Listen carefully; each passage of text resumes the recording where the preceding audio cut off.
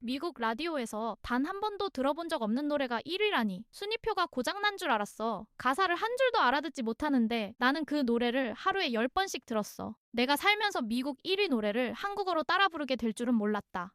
2020년 12월 초 미국에서 실제로 오간 말들입니다. 그 주 미국에서 가장 큰 음악 순위표의 꼭대기에 영어가 아닌 언어로 부른 노래 한 곡이 올라섰습니다. 그 순위표가 만들어진 지 62년 만에 처음 있는 일이었습니다. 그런데 더 이상한 건 따로 있었습니다. 그 노래를 미국 라디오는 거의 틀지 않았습니다. 미국 전역을 통틀어 이 노래를 하루에 10번 넘게 튼 방송국은 딱 한 곳뿐이었습니다. 라디오가 외면한 노래가 어떻게 미국에서 가장 큰 순위표의 꼭대기에 올랐을까요? 노래 제목은 라이프 고즈 온, 부른 사람은 한국에서 온 7명이었습니다. 이야기는 2020년 11월 20일에서 시작됩니다. 이날 방탄소년단은 새 앨범 B를 세상에 내놓았습니다. 앨범의 대표곡은 라이프 고즈 온이었는데 이 노래에는 아주 중요한 특징이 하나 있었습니다. 가사가 거의 전부 한국어였다는 겁니다. 불과 3개월 전 이들은 다이너마이트라는 곡으로 미국 빌보드 핫백 정상에 올랐습니다. 하지만 그 노래는 처음부터 끝까지 영어로 부른 곡이었습니다. 그래서 당시 미국 언론은 조심스러운 단서를 달았습니다. 영어로 불렀기 때문에 가능했던 성적이라는 해석이었죠. 실제로 그 무렵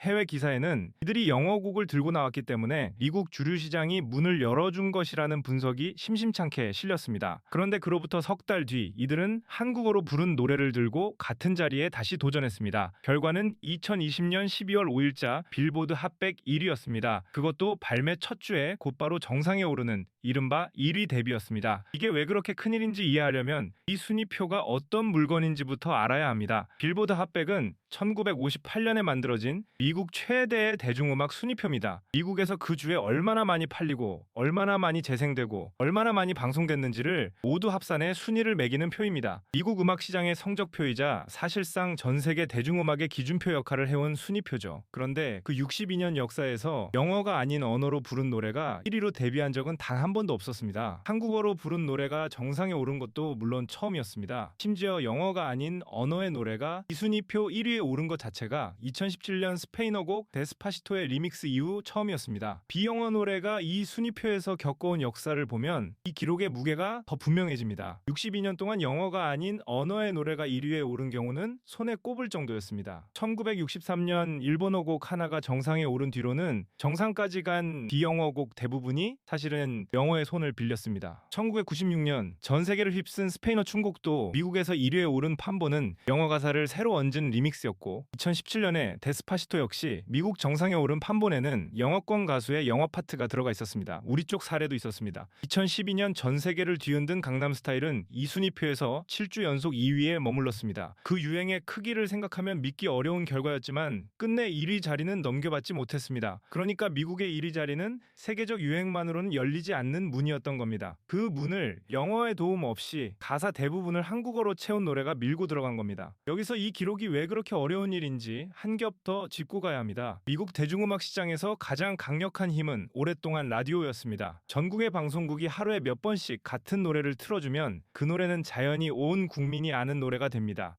출퇴근길 자동차 안에서, 가게 안에서, 사무실에서 계속 흘러나오니까요. 그래서 핫백 1위 곡들은 대부분 수천만 명의 라디오 청취자를 등에 업고 정상에 오릅니다. 라디오를 못하면 1위는 어렵다는 것이 미국 음악업계에서 오래된 상식이었습니다. 그런데 라이프 고즈 온의 첫 주 라디오 성적은 청취자 41만 명이었습니다. 수천만이 아니라 41만입니다. 앞서 말했듯이 이 노래를 하루에 10번 넘게 튼 방송국은 미국 전체에서 한 곳뿐이었습니다. 사실상 라디오의 도움을 받지 않았다는 뜻입니다. 그럼 이 노래는 어디서 1위를 만들어 왔을까요? 첫 주에 미국에서만 1490만 번 재생됐고 순수 판매량이 15만 장이었습니다. 그중 온라인 다운로드가 12만 9천 건, CD 같은 실물 음반이 2만 장이었습니다. 방송국이 틀어줘서 얼떨결에 들은 노래가 아니라 사람들이 직접 찾아 듣고 직접 돈을 주고 산 노래였다는 겁니다. 심지어 그 사람들 대부분은 가사의 뜻을 알아듣지 못하는 미국인들이었습니다. 뜻을 모르는 노래를 굳이 검색해서 찾아 듣고 굳이 돈을 내고 내려받은 사람이 그만큼 많았다는 이야기죠. 미국 음악업계가 그동안 성적표의 절반을 차지하던 라디오라는 관문을 이 노래는 아예 통과하지 않고 우회해버린 셈입니다. 그때 미국과 유럽의 반응은 어땠을까요? 미국 경제매체 포브스는 이 기록을 두고 그들이 완전히 다른 차원에 있다는 것을 다시 한번 증명했다고 적어 슬레이트는 이 곡이 핫백 역사상 첫 한국어 1위 곡이 된 과정을 따로 기사 하나로 다뤘습니다. 현장의 목소리는 더 뜨거웠습니다. 해외 팬들은 이런 글들을 남겼습니다.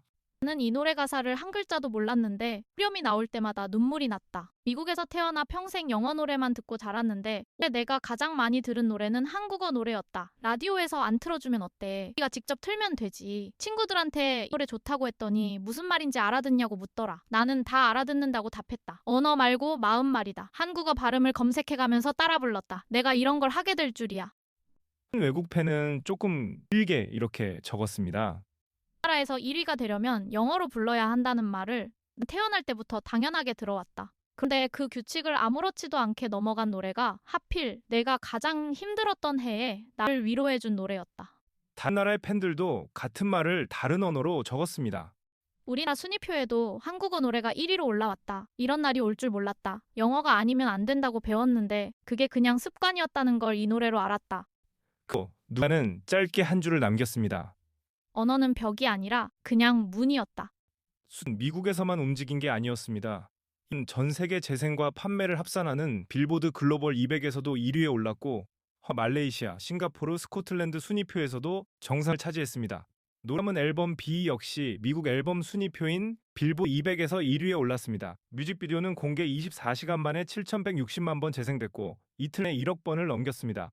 그럼 이 이야기에는 흥미 뒷장이 하나 더 있습니다. 이는 정상에 오른 다음 주에 곧바로 28위로 떨어졌고 그 다음에는 93위 그리고 얼마 지나지 않아 순위표 밖으로 밀려났습니다. 보면 아쉬운 기록처럼 보입니다. 하지만 미국 음악업계 사람들이 이 낙폭을 보고 오히려 확인한 사실이 있었습니다. 라디오 밀어주는 노래는 서서히 오르고 서서히 내려옵니다. 방송 계속 틀어주니까요. 반대로 이 노래는 오로지 사람들이 직접 듣고 하면서 순식간에 정상에 올랐다가 그가 지나가자 그대로 내려왔습니다. 다시 그 이는 만들어준 자리가 아니라 직접 만들어 올린 자리였다는 뜻입니다. 밀어준 1위가 아니라 한 주 동안 있는 힘껏 밀어올린 1위였던 겁니다. 이 기록은 오래 버틴 1위보다 오히려 더 자주 인용됩니다. 하는 관문 없이도 미국 정상에 갈 수 있다는 사실을 이가 처음으로 실제 성적표 위에 적어 놓았기 때문입니다. 그럼 왜 하필 그 노래였을까요?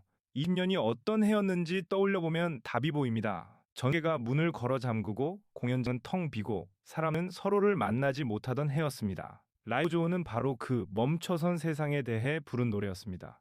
멈춰도 계속된다는 이야기, 그럼 오늘을 견뎌보자는 이야기였죠. 뜻을 모르는 사람도 그 정서만큼은 정확하게 알아들었습니다. 의 결과, 곡의 온도가 그걸 대신 전달했으니까요. 이런 가지가 분명해집니다. 이 노래를 고른 이유는 유행이 아니라 위로입니다. 위로에는 통역이 필요 없습니다. 미 순위표는 그해 영어 쓰지 않은 위로에게도 1위를 내주었습니다. 손으로 만든 62년짜리 관행을 스스로 접으면서요. 남긴 결과는 그 한 주로 끝나지 않았습니다. 해장을 노리는 한국 가수에게는 오래된 조언이 하나 따라다녔습니다. 통하려면 영어 불러야 한다는 조언이었습니다. 실제로 많은 가수가 영어 가사를 준비했고 그 조언은 힘을 잃기 시작했습니다. 그 한국어 가사 그대로 미국 표의 이름을 올리는 노래들이 계속 나왔고 한국어 곡이 미국 상위권에 올랐다는 소식이 특별한 사건으로 다루지도 않게 됐습니다. 바꾸지 않아도 세계의 정상에 갈 수 있다는 것, 그 문을 실제로 열어보인 곡이 바로 이 노래였습니다. 그리고 그 변화는 음악 바깥으로도 번졌습니다. 알아듣고 싶어서 한국어를 배우기 시작한 외국인들이 늘었고 곳곳에 어학당과 학습하려는 이유까지 만들어낸 셈입니다. 또 부른 노래가 가장 까다로운 시장의 1위 자리에 올랐다는 사실은 다시 봐도 꽤 놀라운 장면입니다. 지난 뒤 한 해외 팬은 그해 겨울을 이렇게 회상했습니다. 돌이켜보면 그건 노래 한 곡이 1위를 한 사건이 아니었다. 우리가 노래를 고르는 기준에서 언어라는 항목이 조용히 빠진 순간이었다. 또 팬은 이렇게 덧붙였습니다. 나는 겨울에 한국어 가사를 외웠다. 그게 내 인생에서 가장 이상하고도 좋은 습관이 됐다. 국내는 이 소식을 이렇게 받았습니다. 우리말로 노래가 미국에서 1위라니 아직도 감이 안 난다. 라디오가 안 틀어줬는데도 1위라는 게 더 대단한 것 같다. 번역해서 파는 게 아니라 우리 말대로 팔린 거라 더 뿌듯하다. 미국에서 가장 오래되고 가장 까다로운 순위표가 60 만에 자기 규칙을 조용히 고쳤었습니다. 그 규칙을 고치게 만든 노래는 영어로 부른 노래가 아니라 한국어로 부른 노래였습니다. 지금까지 시청해주셔서 감사합니다.